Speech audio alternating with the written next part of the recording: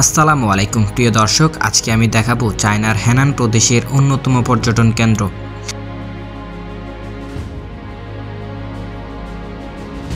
প্রথমে আমরা জানার চেষ্টা করব জায়গাটি সম্পর্কে। এটা কত সালে প্রতিষ্ঠিত হয়, এখানে কারা বসবাস করত এবং কিভাবে এটি পর্যটন শিল্পে পরিণত হলো।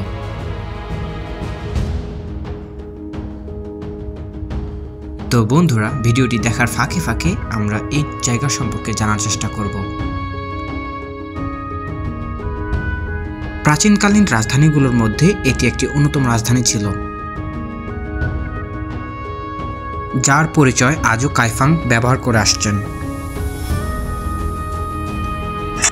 বর্তমানে জায়গাটিকে ঘিরে প্রচুর পরিমাণ পর্যটন শিল্প গড়ে উঠেছে এখন। সর্বশেষ মিং ও চিং রাজবংশ এই স্থানটিকে শাসন করেছেন। এই শাসনকালীন সময় ছিল 1368 খ্রিস্টাব্দ থেকে 1912 খ্রিস্টাব্দ পর্যন্ত।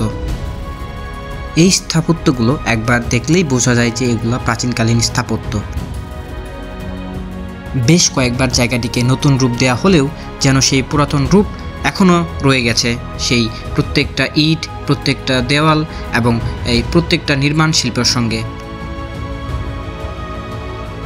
তাই তো স্থানটিকে একবার কাছ থেকে দেখার জন্য প্রতিদিন হাজার হাজার মানুষ ভিড় করে থাকে এখানে। তাই তো অন্যান্যদের ন্যায় আমরাও জায়গাটিকে কাছ থেকে দেখার জন্য ছুটে আসলাম। জায়গাটিতে যেতে আমাদের বিশ্ববিদ্যালয় থেকে 2 ঘন্টা সময় লেগেছিল। এসব নির্মাণ শিল্প দেখলে বলা বাকি থাকে না প্রাচীন রাজাদের রুচি কতটা উন্নত ছিল। যেহেতু এটি একটি পর্যটন শিল্প, তাই এখানে প্রত্যেকটা মানুষকে টিকিট কেটে ভিতরে প্রবেশ করতে হয় এবং বিদেশি পর্যটকদের জন্য পাসপোর্ট নিয়ে যেতে হয়। কিন্তু দুঃখের কথা এই যে আমরা পাসপোর্ট নিয়ে যেতেই ভুলে গিয়েছিলাম, তাই আমাদের আর ভিতরে ঢোকা হয়নি। তাই আমরা পরবর্তীতে আবার ঢোকার প্রতিজ্ঞা নিয়ে আমরা ফিরে এসেছিলাম।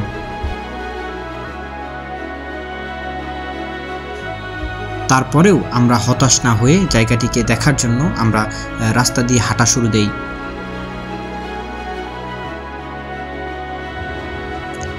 যতই জায়গাটিকে দেখছিলাম ততই যেন জায়গাটির প্রেমে পড়ে যাচ্ছিলাম আমরা। এত সুন্দর, এত প্রাকৃতিক সৌন্দর্যের পাশাপাশি এখানে যে কৃত্রিমভাবে সৌন্দর্য করা হয়েছে বলাই বাহুল্য থাকে। এই স্থানটিকে সাম্রাজ্যে পরিণত করার পিছনে একটাই কারণ ছিল, এটি ছিল ইয়েলো রিভারের সাথেই লাগানো এবং প্রাচীনকালে এই ইয়েলো রিভার দিয়েই তারা তাদের জাহাজ এবং অন্যান্য যে নৌ চলাচল করত নৌপথ দিয়ে। শত্রুদের কবল থেকে সাম্রাজ্যটিকে রক্ষা করতে রাজা নির্মাণ করেছিলেন গ্রেট ওয়াল এবং এই গ্রেট ওয়ালটি সাম্রাজ্যটির চতুর্দিকে ঘিরে রয়েছে।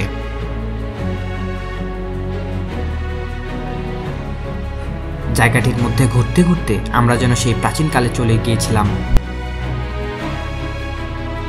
আমরা যেন ভিতর থেকে অনুভব করতে পারছিলাম কিভাবে রাজা তার শাসন কার্য পরিচালনা করেছিলেন, কিভাবে প্রজারা তাদের জীবন নির্বাহ করেছেন।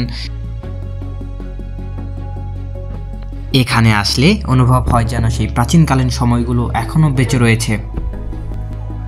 প্রত্যেকটি স্থানে তাদের ঐতিহাসিক চিহ্নগুলো বজায় রেখেছেন, যাতে মানুষ আসলে ফিল করতে পারে যে না, আমি সেই প্রাচীনকালেই রয়েছি। দেখতে পাচ্ছেন ওই যে রাজার বাড়ি, কিন্তু গেট বন্ধ বুঝছেন। রাজার বাড়ির প্রশাসন আছে এখানে। রাজার বাড়ির সামনে খুবই চেষ্টা করলাম ভিতরে ঢোকার জন্য, কিন্তু ঢুকতে পারছি অবশেষে। অনেক কষ্টে আমরা ভিতরে ঢুকতে পেরেছি এবং কি যে আনন্দ লাগছে ভিতরে ঢুকে দেখার পর। কিন্তু একটা সমস্যা ছিল, এখানে ভিডিও করা নিষেধ।